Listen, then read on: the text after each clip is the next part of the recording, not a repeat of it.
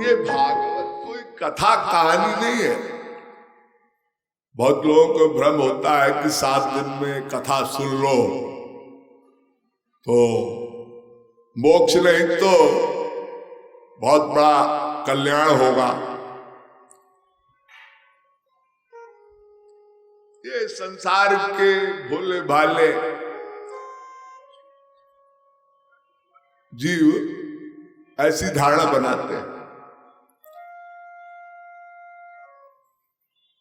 लेकिन वस्तुतः जो सत्य बात है वो तो कही जाएगी। इसी भागवत में लिखा है, तत्क्षण्वन विपठन विचारण परो भक्त्या विमुच्चे नरः तत्र ज्ञान विराग भक्ति सहितम। ये बड़ा गंभीर और बड़ा ही इंपॉर्टेंट सूत्र है कि भागवत, श्रीमद् भागवत महापुराण, इसको पढ़ना सुनना तत्क्षण्वन,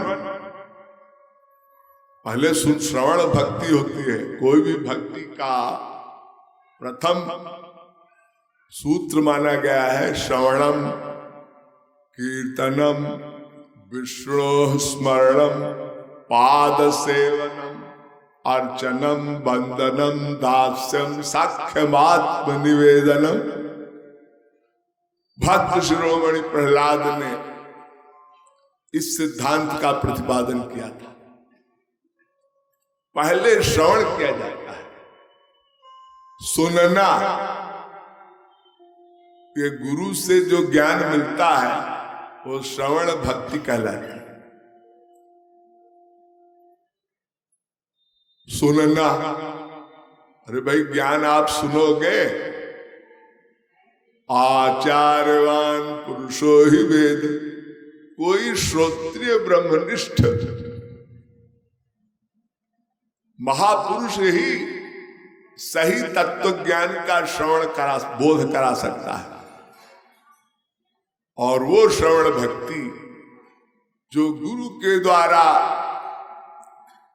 कराई जाती है या तत्व ज्ञान का बोध कराया जाता है, वो श्रवण भक्ति कहलाता है। ये किसी साधारण कथावाचक से वो